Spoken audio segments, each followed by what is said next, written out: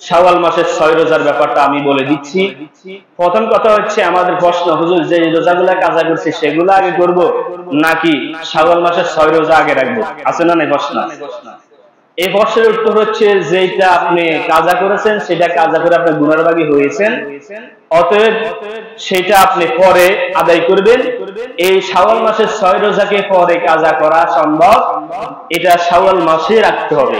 শাওয়াল মাসের পরে এটার আর কোনো ফজিলত নাই।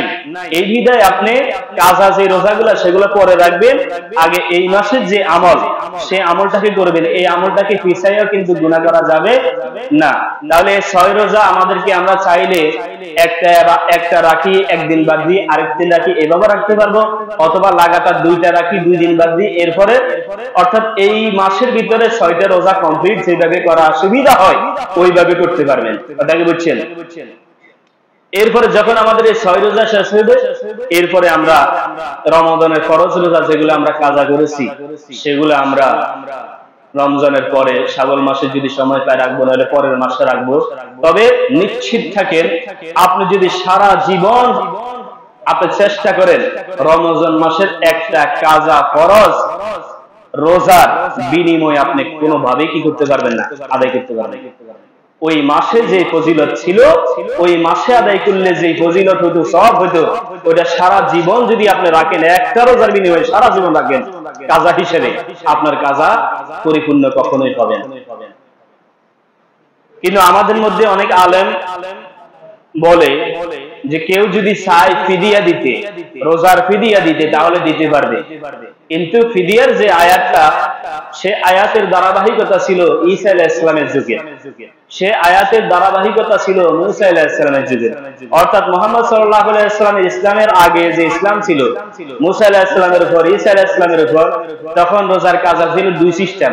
একটা হচ্ছে অসুস্থ হলে, এখন সে অসুস্থতার কারণে রমজান রাখতে পারে নাই, কিন্তু তার অসুস্থতা সারা জীবন লেগে থাকে, তাহলে তার জন্য কি ছিল? বিকল্প চিন্তা ছিল সে ফিদিয়া দিয়ে দিবে। কথা কি বুঝছেন? ফিদিয়া দিয়ে দিবে, অর্থাৎ ওই রোজার বিনিময়ে সে মিসকিনদেরকে খাওয়াবে অথবা মিসকিনদেরকে কাঁচা মাল দিয়ে দিবে। কথা কি বুঝছেন? এটা ছিল।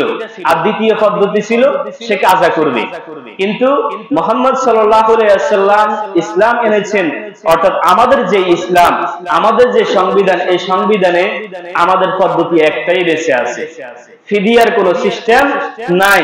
রোজা রেখে ফিদিয়ার কোনো সিস্টেম নাই। আপনার রোজা কাজা করেছেন, ওটা কাজাই আদায় করতে হবে। এই কাজাটা হয়তো আপনি পালন করেন, অথবা আপনার পক্ষ থেকে আপনার ছেলে মেয়েরা পালন করবে। কথা কি বুঝছেন?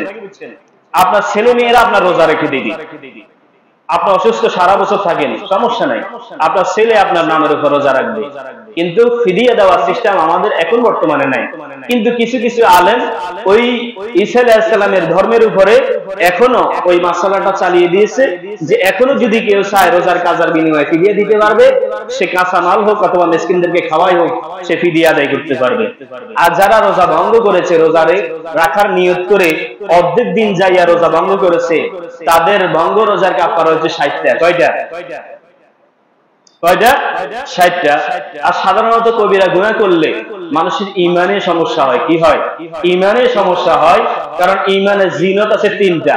তার মধ্যে 1 নম্বর হচ্ছে রমজানের রোজা রাখা।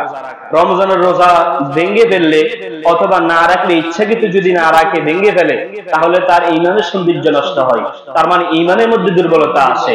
এজন্য তার জন্য 2টা পদ্ধতি, একটা হচ্ছে সে হয়তো 60টা ধারাবাহিক রোজা রাখবে কাফারা হিসেবে, অথবা সেই ব্যক্তি ঈমান গ্রহণ করবে, খাঁটি তওবা করে আল্লাহ তাআলার কাছে ফিরে আসবে।